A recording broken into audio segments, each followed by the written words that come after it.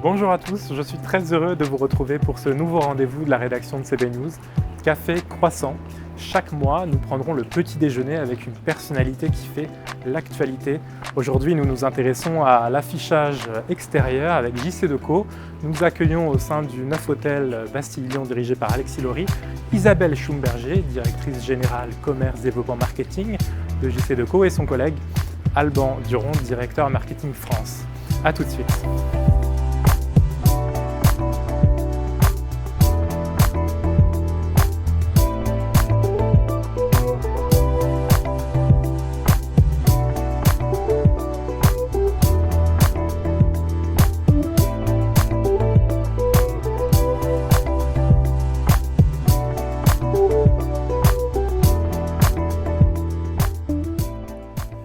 Bonjour Isabelle. Bonjour Thomas. Bonjour Alban. Bonjour Thomas. Merci beaucoup d'avoir accepté de partager ce petit déjeuner avec CB News dans ce charmant hôtel du 12e arrondissement. Il y a beaucoup de sujets en cette rentrée. On va évoquer tout ça avec vous. Mais d'abord, moi j'aimerais comprendre un peu plus. On vous connaît bien dans le marché, mais est-ce que les gens vous connaissent vraiment? C'est la grande question.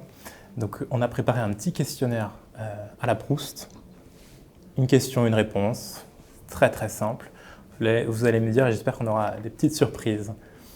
Alors, votre principal trait de caractère, Isabelle? Le dynamisme. Et vous? Le réalisme. Ça rime. Ça rime. C'est complémentaire. Qu'est-ce que vous appréciez le plus chez vos amis? Leur sincérité. Leur humour. J'adore rire. Votre rêve de bonheur? Ma famille réunie. Une grande famille?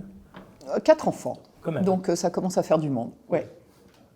Et moi, ce serait, alors j'adore la famille, mais ce serait vivre en pleine synchronicité. Vous savez, la synchronicité, c'est ces heureux hasards du quotidien qui sont liés par le sens. J'adore ça. Waouh, c'est très profond. C'est très profond, oui, c'est très profond ce matin. Quel serait, un peu plus triste, mais votre plus grand malheur dans la vie, Isabelle? Que la famille ne puisse plus être réunie. Ah, moi, ce serait vivre dans le regret. Oui. Votre héros dans la vie réelle? Moi j'en ai plein. Parce qu'en fait, à l'heure des fake news, des complotistes, mes plus grands héros, ce sont les savants, les historiens, les philosophes, tous ceux qui vont pouvoir nous aider à revenir à un siècle des Lumières. Vous avez bien raison. Moi, je suis assez admiratif, alors c'est un peu contextualisé, mais du fondateur de la start-up solidaire Lulu dans ma rue, Charles-Édouard Vincent. Je trouve qu'il a Qu'est-ce qu'ils font, Lulu dans ma rue? Je connais pas. C'est une start-up solidaire qui aide à la réinsertion et qu'on a eu l'opportunité de rencontrer chez JC Decaux en leur mettant à disposition des kiosques qui sont devenus des points de service de proximité. Et je trouve que la philosophie et la vie de Charles-Édouard Vincent est assez remarquable. C'est quelqu'un qui est enthousiaste, énergique, plein d'allant, c'est formidable. La réforme française que vous désirez le plus, ce serait laquelle?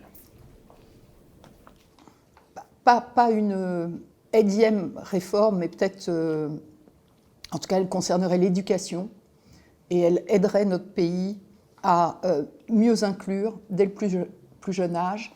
Elle aiderait chacun à avoir un bagage pour partir dans la vie, quel que soit le métier plus tard, manuel, intellectuel, quel qu'il soit, mais que chacun se sente à l'aise avec ce qu'il a appris, que ça l'ait fait grandir et qu'il soit heureux. L'égalité des chances donc pour Isabelle. Et vous, Alban? Rien à rajouter. J'ai 2 garçons, moi. 14 et 17 ans, je suis en plein dedans. Isabelle, encore un petit peu. Mais oui, assurément, l'éducation. L'état présent, là, maintenant, de votre état d'esprit? Combative. Positif, comme toujours. Et on en a bien besoin dans la période. Le secteur de l'affichage extérieur a subi une période particulièrement compliquée pendant le confinement, puisque les gens confinés n'étaient pas dehors par définition, donc ne pouvaient pas voir les belles affiches que vous avez plaisir à afficher. comment vous vous êtes organisé? Quel bilan on peut tirer de la période, on va dire, du déconfinement, à partir du moment où les gens sont repartis et ont remarché dans la rue, jusqu'à maintenant? Quel est l'état de cette reprise chez vous? Alors c'est vrai que le média a subi un choc totalement systémique. Enfin, ça n'était bien évidemment jamais arrivé que dans le monde entier, puisque si on repart de fin janvier, globalement, la planète entière a été confinée à un moment ou à un autre, ou semi-confinée, de voir disparaître nos audiences, de voir le trafic aérien, le trafic terrestre, transport terrestre, s'arrêter. Et donc ça a été quand même d'une violence absolument inouïe.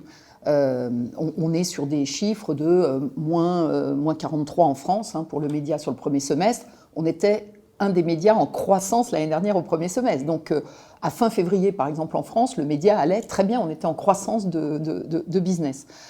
Donc ça a été vraiment un choc terrible, un choc qui, je crois, a permis à chacun de s'apercevoir de ce qu'était la vie au dehors et la vie dans cet espace public qu'on ne voit plus à force d'être habitué à s'y balader, s'y déplacer, retrouver ses amis, y socialiser, y faire du sport, etc. Et d'un seul coup, quand on vous prive de ça, je pense que tout le monde, dans le monde entier, c'est très impressionnant, a vraiment eu à réfléchir, je pense, à ce qu'était cet espace public et à quel point on y était attaché. C'est finalement comme une autre pièce de notre maison.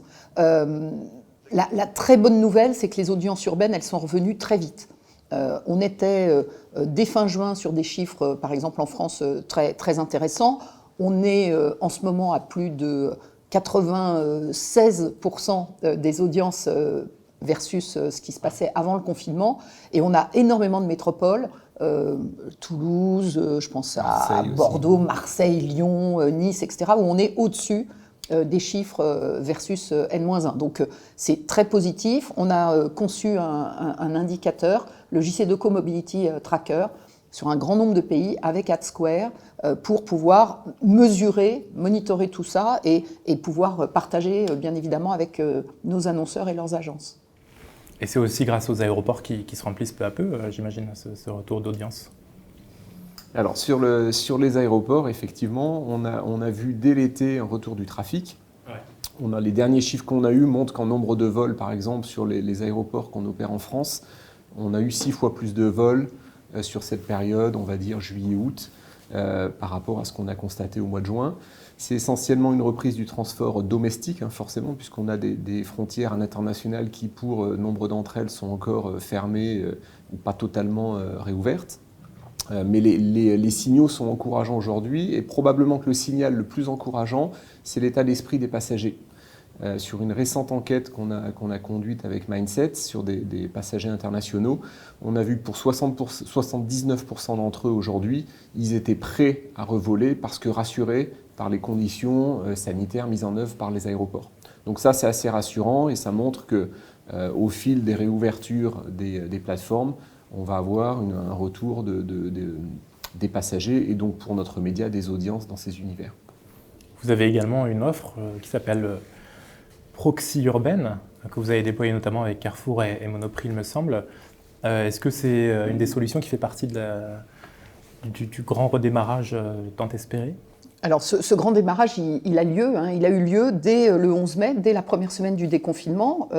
On avait prévu des offres de relance, des offres de reprise. Il était important de pouvoir accompagner nos annonceurs et au cœur de ces dispositifs, compte tenu au tout début, pendant le mois de mai, le mois de juin, ça paraît loin maintenant, mais on était encore limité dans nos déplacements. Les Français ont continué, bien évidemment, à consommer à proximité de leur domicile. Et ces offres donc, de retail urbain,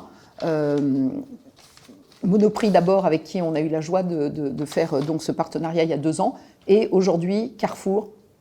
On a déjà monté une centaine d'écrans à Paris. Il y en a un juste à côté de l'hôtel. C'est petit clin d'œil en venant ce matin.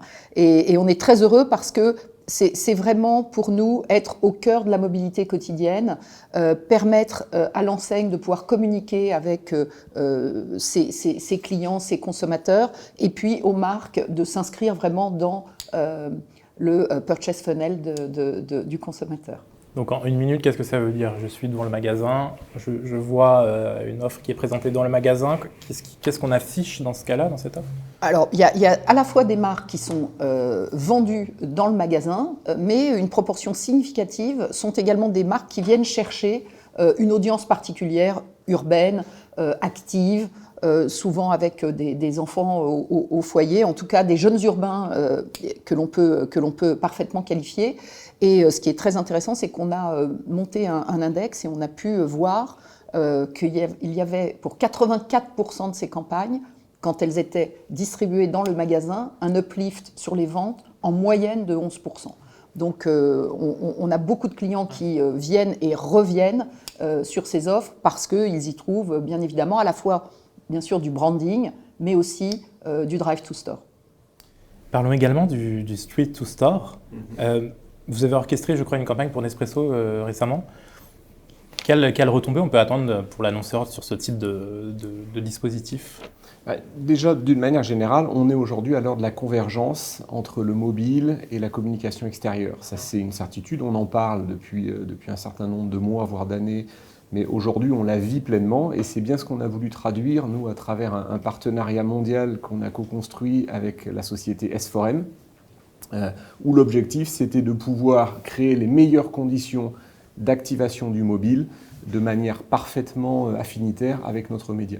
Donc c'est ce qu'on a conçu ensemble. Nespresso a été une des premières marques à nous suivre sur ce type de dispositif et on a vu effectivement la capacité de ce mix, très complémentaire, d'accélérer le trafic en magasin. Pour Nespresso, ça a été plus 14%.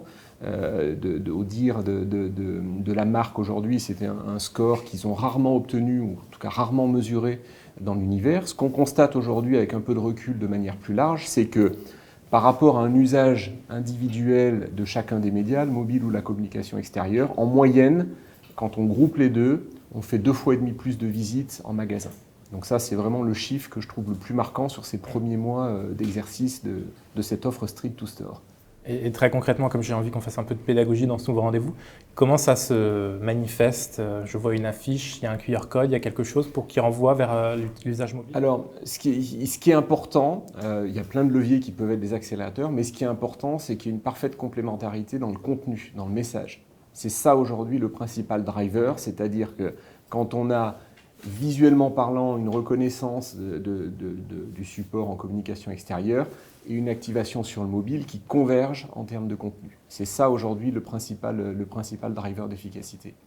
Comment est-ce qu'on recrée, Isabelle Alban, de la confiance dans la période pour se diriger vers ce média-là? Je pense qu'on crée beaucoup de confiance en essayant toujours mieux d'évaluer, de comprendre, de mesurer, d'avoir les bons insights. Aujourd'hui, c'est quand même le point de départ. Donc avec des chiffres très concrets. Ouais. Des chiffres qui nous permettent, nous, d'optimiser, puisque la première étape, c'est quand même de construire des solutions qui soient pertinentes pour les marques. Donc il y a un gros travail d'optimisation. Ça passe par la qualification des audiences aujourd'hui du média. Donc on n'a jamais, je pense que depuis le premier jour de la crise qu'on a traversée, on n'a jamais relâché nos efforts d'investissement. On a créé des partenariats, de nouveaux partenariats. On en a d'autres qui vont arriver d'ici la fin d'année, très structurants. Donc pour moi, c'est le socle. Et donc mesurer ce qu'on fait avec S4M sur le Street to Store et la capacité de mesurer à travers l'activation mobile, mais aussi ce qu'on a mis en œuvre en avril dernier avec Vectory, qui est un autre spécialiste de la donnée mobile, où là on a co-construit ensemble quelque chose d'inédit, qui est un protocole de mesure spécifique pour isoler l'effet de l'OH dans la mesure du trafic en magasin. Donc ça, c'était essentiel et on sait aujourd'hui, dans cette période, pour les retailers, ô combien il est important de comprendre et tirer les enseignements de l'évolution du trafic vers le store. Les enjeux de RSE font partie prenante de ce que les consommateurs attendent aujourd'hui des marques, des entreprises. Vous avez un enjeu particulier qui est l'empreinte du digital sur les écrans qui s'allument. Voilà. Comment est-ce qu'on réduit l'empreinte carbone d'une entreprise telle que JC-Deco? Alors, l'empreinte carbone chez JC-Deco, c'est un sujet, je ne sais même pas si la terminologie existait quand Monsieur Decaux père s'était déjà intéressé au sujet. Monsieur Decaux, il monte son business il y a 56 ans. il n'a pas un franc à l'époque en poche. Et donc, il va monter son business. Aujourd'hui, on dirait c'est il était lean, sans doute adepte, sans le savoir, de Pierre Rabhi. C'est-à-dire que tout ce qu'il peut économiser, il le fait. Donc, il monte des abribus en fonte, parce qu'il comprend que la fonte, ça dure très, très, très longtemps. Et donc, il est non pas dans une obsolescence programmée, mais vraiment dans une durée de vie allongée de ses mobiliers. Il récupère l'eau de pluie dans des grandes cuves pour nettoyer ses mobiliers parce que c'est pas de l'eau potable, elle est gratuite, elle tombe du ciel et ça lui coûte rien. Du coup, il n'utilise pas de détergent parce que quand on lave à l'eau de pluie, on n'a pas besoin de détergent, etc., etc. Des exemples comme ça, je pourrais vous en citer beaucoup. Et le digital n'existait pas. Mais il y a toujours eu une conscience de pouvoir optimiser. Il y a plus d'une centaine d'ingénieurs chez JC Decaux au bureau d'études et de toujours... Mais c'est vrai sur, bien sûr, les consommations électriques, mais ça va être vrai sur le cycle de vie de nos objets, parce que c'est bien de mettre quelque chose dans l'espace public, mais après, quand on s'en sépare, par exemple un Vélib, les Vélib que vous connaissiez à Paris autrefois, 99,9% du Vélib était entièrement recyclable. Il n'y avait que le catadioptre arrière qui ne l'était pas. Donc tout ça, ça fait vraiment partie, je dirais, de la conception, on appelle ça chez nous l'éco-conception de nos mobiliers. Alors c'est vrai que les écrans numériques sont arrivés, moi je les ai connus il y a déjà maintenant une vingtaine d'années, avec les placements en aéroport, donc c'est pas une histoire qui date d'hier. On a toujours dit sur ce sujet qu'on souhaitait avoir un développement mesuré, limité. En France et dans le monde, c'est moins de 1% des objets que nous avons dans la rue. Il faut bien avoir les chiffres en tête. Aujourd'hui, ces dispositifs sont voués aux gémonies et on leur fait porter, je dirais, tous les maux de la terre. Il faut quand même rester extrêmement modeste. Les chiffres, c'est sans doute en France environ 10 à 12 000 objets numériques dans les rues. Les rues, les gares, les lieux de transport, quand je dis la rue, en communication extérieure. Les objets écrans dans l'univers privé, c'est plus de 160 millions d'objets.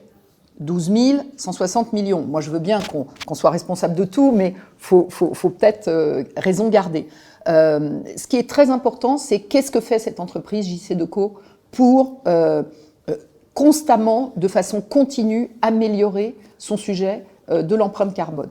On est une entreprise, et on en est très fiers, qui l'année dernière a été, parmi 6800 entreprises dans le monde, identifiée par le CDP, le Carbon Disclosure Project, qui est une organisation qui suit de façon mondiale l'engagement des entreprises dans la réduction des émissions et donc l'effet carbone des entreprises. Pour la première fois, on a été classé liste A. Il y a 26 entreprises en France. Il y en a 40 dans le CAC 40, il y en a 26 dans la liste A du CDP, et JC Decaux en fait partie. On est la seule entreprise média à faire partie donc, de cette liste qui va de A à D-, donc vous imaginez le classement. On est très fiers d'être aux côtés de certains de nos grands annonceurs, et sachez qu'on est la seule société de communication extérieure dans ce classement. Le deuxième média qui y est, c'est Google. Voilà. Donc, nous, ce qui compte, c'est les classements auxquels, parce qu'il y a des référents internationaux qui nous permettent de nous comparer. Et je peux vous dire, par exemple, qu'en France, au-delà d'essayer de réduire la consommation électrique, ce qui est résiduel, on le compense intégralement. Et la France a un peu d'avance par rapport au reste du groupe. On avait dit qu'on serait en 100% compensé en 2022, et la France l'est déjà depuis l'année dernière. Et j'imagine que vous ne voulez pas vous reposer sur vos lauriers. Pas du tout. Et nous, on continue. Enfin, vraiment, encore une fois, ces ingénieurs, ils sont absolument formidables.